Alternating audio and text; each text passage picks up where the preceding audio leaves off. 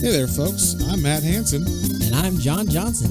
And you're listening to Planes, Trains, and Comic Books, the podcast where we discuss favorites we've reread, comics we want to read, and everything in between. And here's the comic we picked this week. Welcome back to another episode of Planes, Trains, and Comic Books.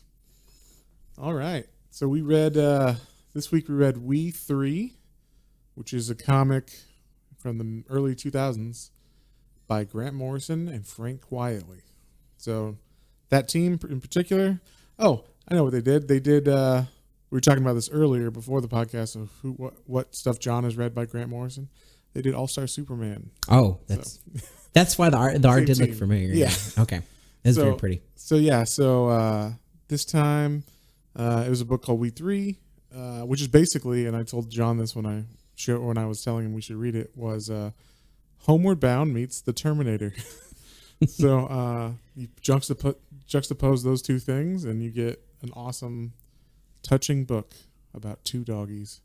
Or no, a dog. A dog, a cat, and a rabbit. A cat and a rabbit. And well, there is two dogs. There's two dogs. We'll get into but that. Yeah, the second dog, not a good dog. So Bad dog. So yeah.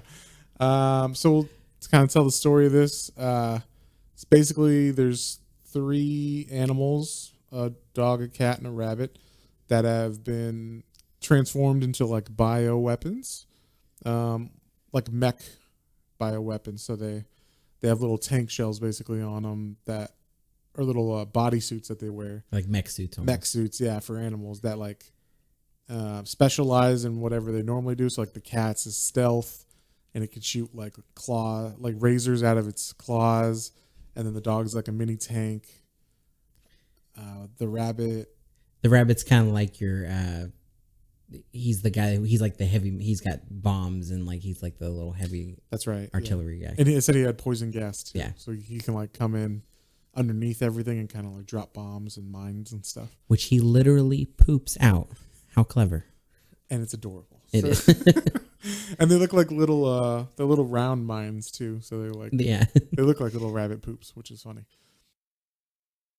So the one thing I thought was interesting is, so there's other animals throughout the story too, we'll get into, but in particular, the three main animals were all animals that were basically taken from actual people. So they all had homes before this. Yeah. And that was fucked up. Yeah. Well, I didn't know if they actually took the animals or if the animals got out. They just captured them and used them. It would be more sinister if they actually stole the animals. And how do you steal a rabbit? That's what I want to know. Yeah, and then how did the rabbit also get out too? Most people don't just okay, but I would let my rabbit out to exercise, but in the yard while you're watching. But while I'm watching it, not like just maybe they had rabbit pens or something. Yeah. And that was the thing I was curious about in the story, is that throughout the reading of this, I didn't understand if it didn't seem like it was an important plot point as far as that they were not stray animals they just found, or that they were actually somebody's animals. I think it was the point was because before every issue, they would show the little lost pet animal, poster from the owners. So it'd say lost pet, golden retriever mix. It refers to or responds to Bandit. So you're like, oh, his name's Bandit, and then he murders someone. But yeah, so I think it was the idea that just they have owners. That they have, yeah, because their point is that they're trying to go home, but home that home aspect, but yeah. So what they end up doing is the government comes to visit the facility that they're at to check out the progress of this project, this animal mech suit project. And they go okay, I think we've seen all we want to see, because they actually can talk a little bit. They have the ability to be I good dog, you bad person, or whatever. And they have a little caveman speak that they can do.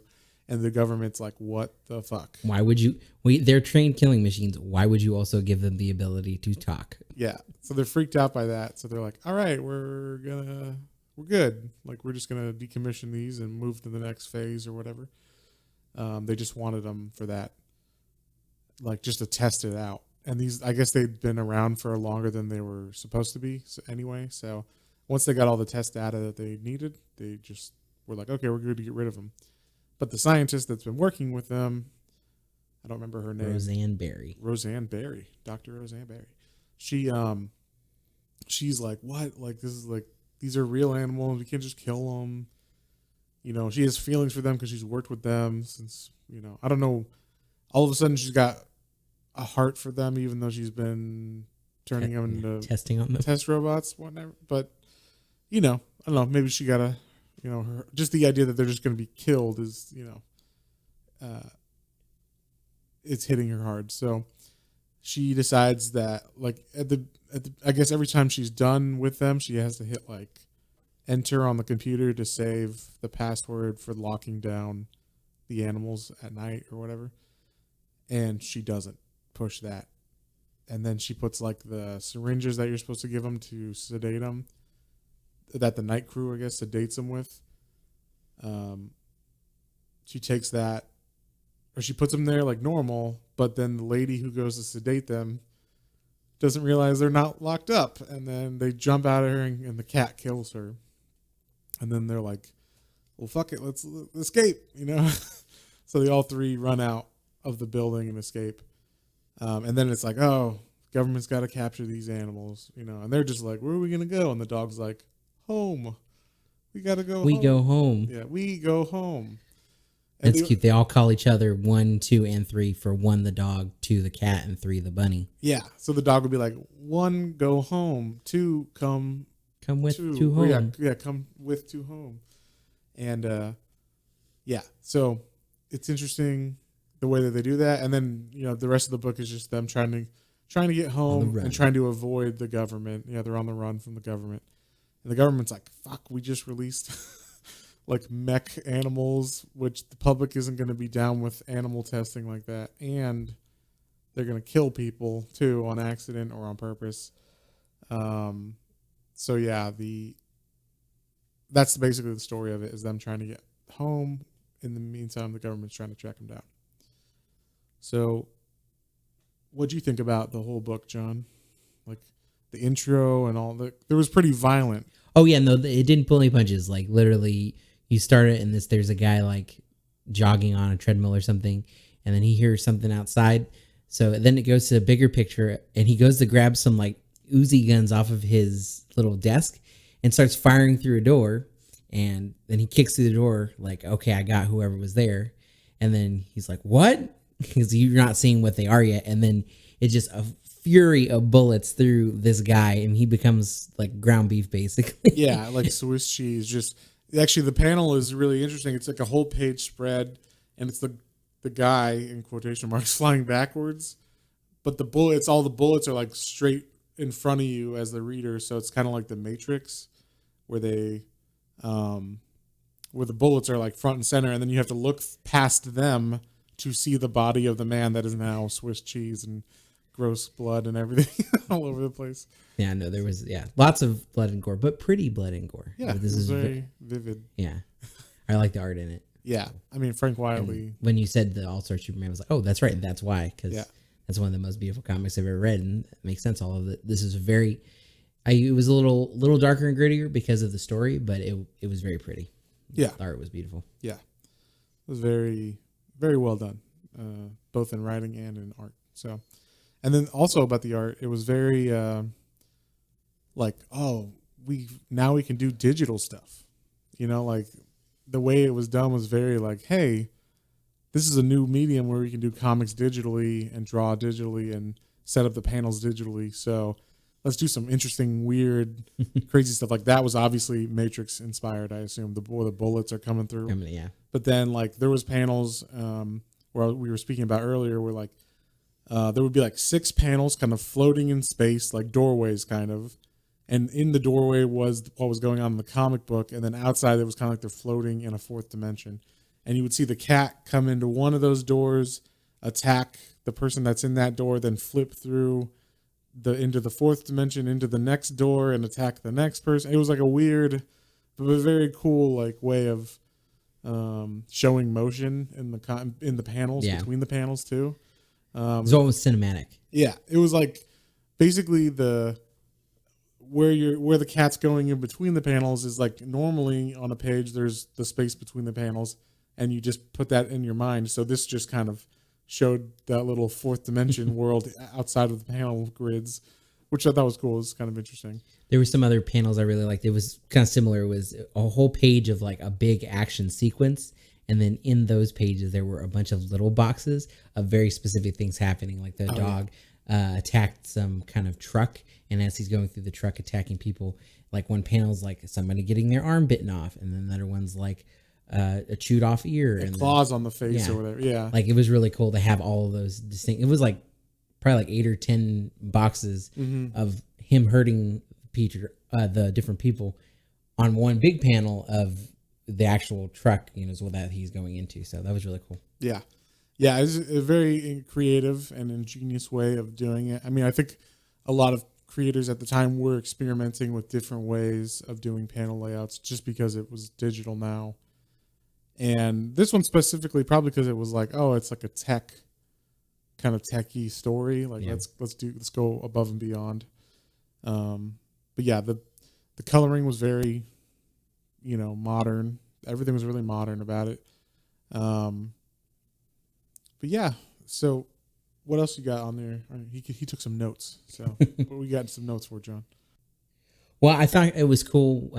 Their dynamic with them because they all had like character of you would feel like of the animals as well. Like the dog was kind of a leader character. The cat was kind of like, I want to be a loner at some points of the story. But then he'd be like, I'm scared. I'm going to go with you guys. Yeah. And then the bunny was the bunny I thought was probably my favorite character because he'd be like, no, we have to do this together. Food? Like he kind of had like little side tracks. Always like grass. I'm hungry. Food? Can we stop for eat grass? Food now? Yeah.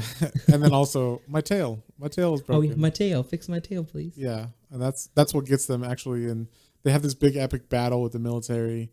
They're running away and then the military tracks them to like this open field and they shoot down all these helicopters and kill a bunch of people. And you get to see all their specialties at play in this battle. Like the cat, they're like, oh, she doesn't have, air-to-air weapons, but then the cat like can shoot razors out of its hand and the cat's like, oh, there's someone, and he like points his paw up and you see like you see all these and then it just shows this guy like, oh, I'm glad we're up here and not down. And then you just see like this metal spike go through his face. And you're like, what the fuck? Like super, super violent. You feel bad for the guy, but also very cool sequence. I like when they have that and then they're running and get on the train tracks. And the government they have other animals they've also tested on. I forgot about this part. And they have rats, like groups of rats. And that was one of the earlier panels when they were talking about the different projects. Yeah, when the government was touring the facility, there was another doctor who was like, check out my like rats that can assemble a motor in 42 minutes. But also you can make them kill each other. Yeah. And there's one rat that has like a drill on its head. And it was like, look. And then it turns and like drills another rat. And the doctor's like, see, isn't that awesome? And the guy from the government's like, I'm going to go pray. Like, he's very like unease from that. So they send all these rats after them too. And that was kind of a fun panel too, because the rats obviously didn't stand a chance. They were all literally. I know there's a lot of them. There were a lot of them, but there were a lot of little. So like they might have overwhelmed them, but the dog and the cat were taken pretty good. And then the bunny like took it upon itself to like, I guess, blow up the train tracks where they were coming, so it would kind of dump off all the rest of the rats, kill them all. That was cool. That was a fun little sequence. Yeah.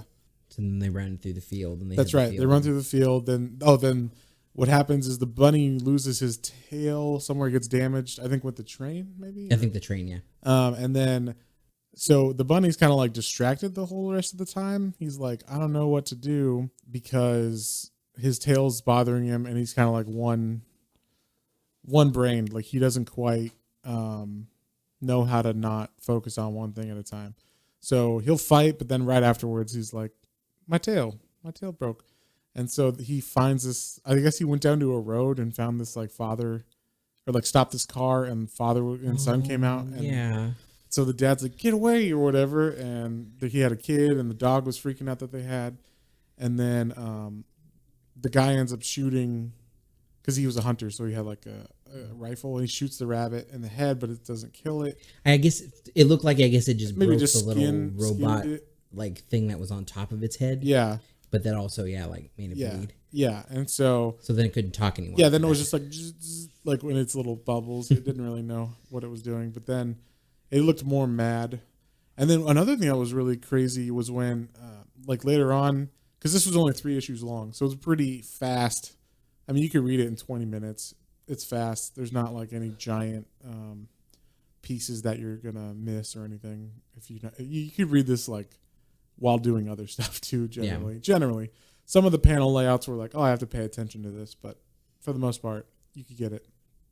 And then, so after that, the rabbit can't really talk, and everybody's getting sick. Like, I guess they need some kind of serum or something to helps their bodies like acclimate to being in the suits, I guess. Yeah, and so basically, you just see, when they're in the suits, and I think it's because it's like using their body's energy, so they have to like power it from them. So it's basically killing them without, if they don't get this like special formula or whatever to juice them back up. And so so then they narrow down like where they're at, and they say like, oh damn, like, so when the guy kills or shoots at the rabbit, the dog freaks out.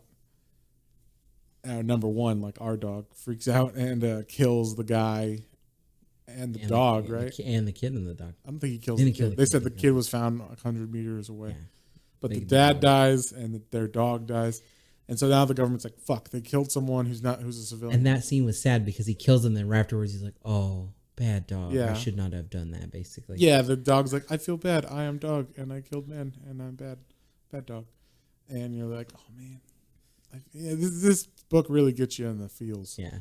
Like, especially if you're like a dog lover. I mean, cats, whatever. But rabbit lovers, you'll get that. Yeah, too. I raised rabbits. I was like, oh, I particularly laughed out loud when he pooped bombs. I was like, yeah. And so the animals like run into like a train yard, and they're kind of like hiding in there, and they meet this guy, this homeless man that's in there, and he's like, oh, like let me help you, and he gives them food, like a burger, and they're like, thanks, and the dog's like, good man, he's gonna help us. And then the government shows up. And that was funny because they were like, "Do you talk?" Okay, whatever. Yeah, the guy's like, "Cool." Like, I don't care about that really. I'm homeless, so so it's good to have friends to talk to. But in the meantime, the government has been like, they have a 4th animal they haven't really commissioned yet. They haven't fully gone through.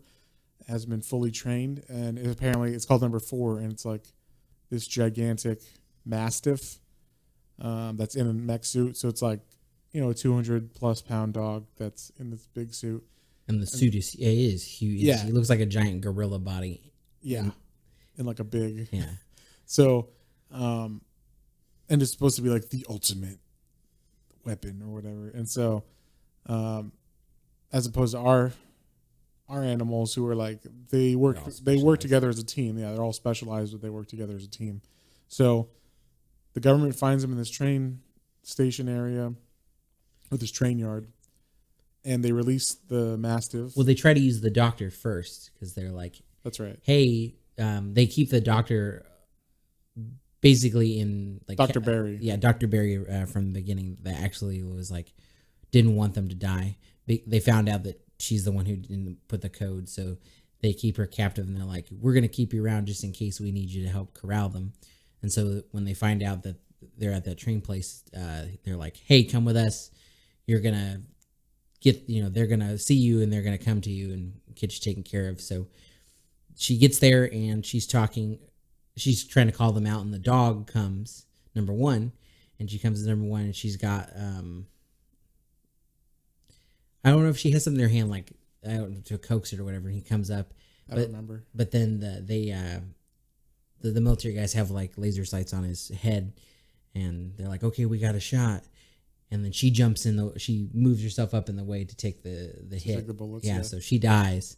And then the dogs are like, no. The number 1's like, no, bad people. Yeah.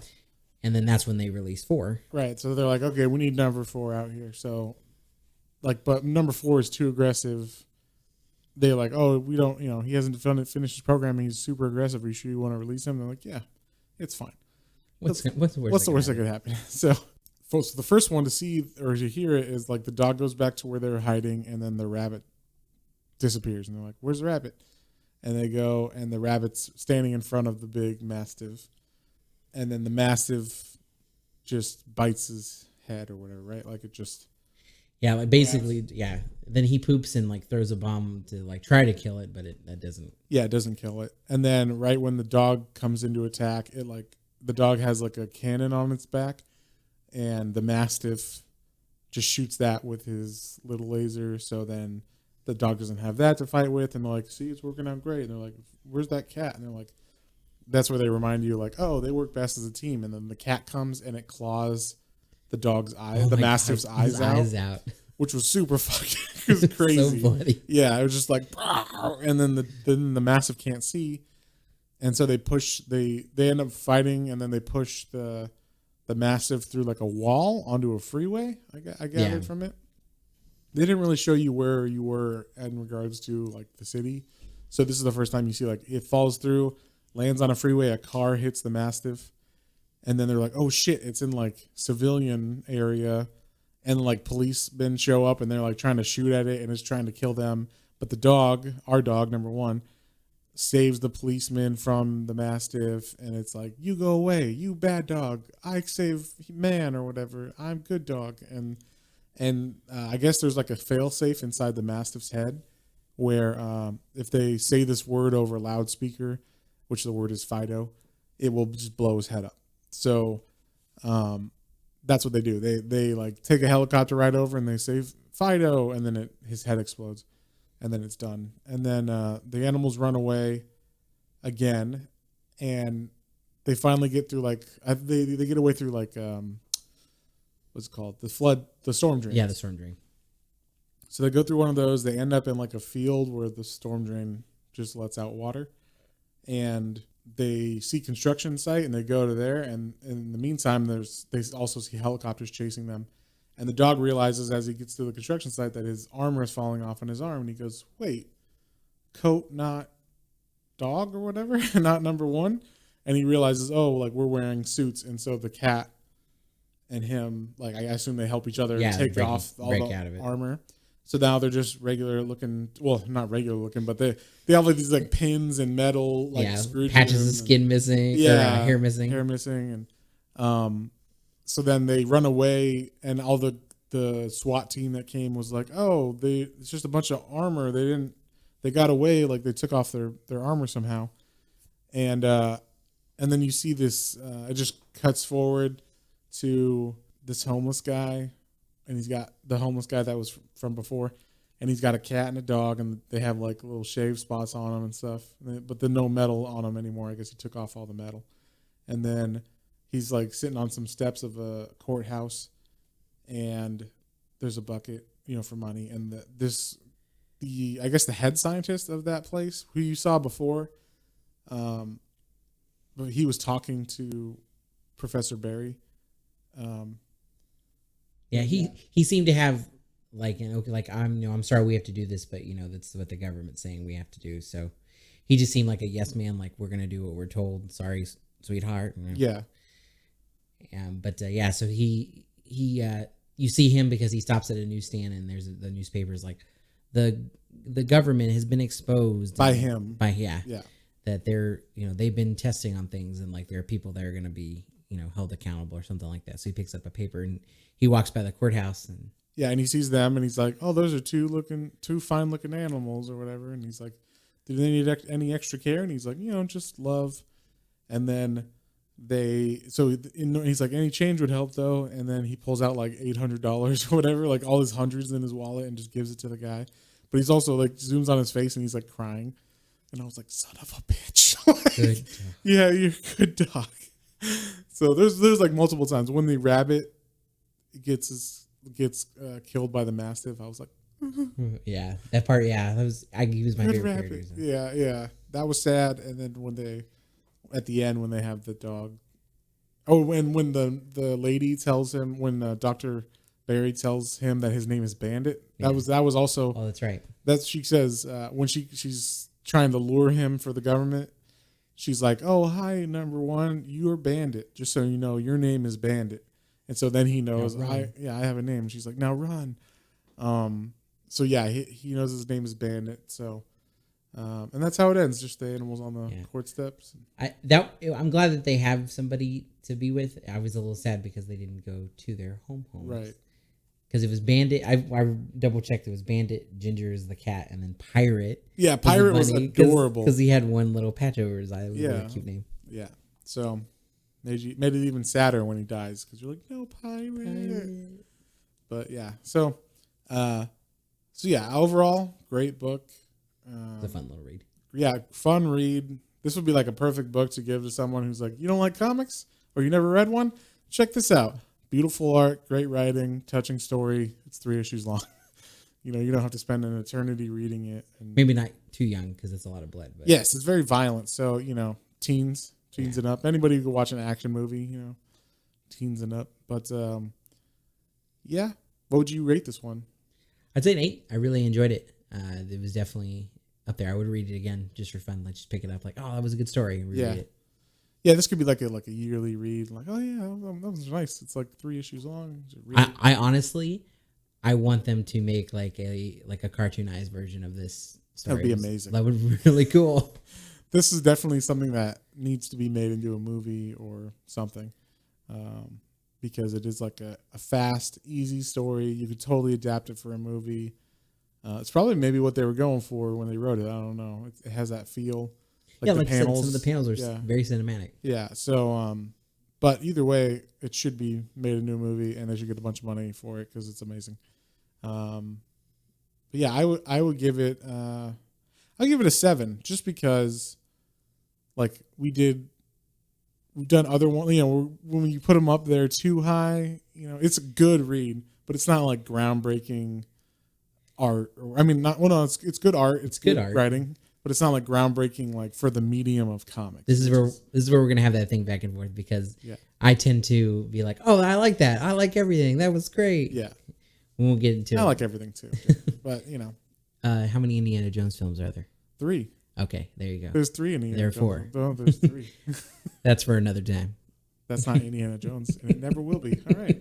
Anyway, back to comics. Yeah, so I'm going to give it a 7 because it's a fun read. It's great to give to people. It's not like groundbreaking as far as, nothing new for the medium necessarily, but it is like a really good entryway for people. So 7's like this is a solid, like good comic. 8, 9, 10, I would say. Like, I think I gave Constantine a 9. I'm biased on that. It's probably an 8, like you said last time. But yeah, like a 10 has to be like Watchmen or New Frontier. All-Star Superman. All-Star Superman might be. We got to read it. Yeah. I can't remember what it is. I read it 10 years ago. But yeah, so I think that pretty much covers it all. Did you have anything else you wanted to talk about? Not in particular. I think that we got it all from crazy, no holds barred finish to sad, sweet ending. Yeah. So if you love Homeward Bound and also the Terminator, give this book a read. Read it. So I guess that's it for this episode. I guess we'll see you later. Catch you on the flip side. Bye. Well, folks, hope you enjoyed that episode. If you did and you'd like to follow us on social media, our Facebook is Planes, Trains, and Comic Books, and our Instagram is @Planes, Trains, and Comic Books, all one word. And be sure to like, share, and subscribe for more recommendations to add to your weekly pull list. Thanks for listening, and we'll see you next time.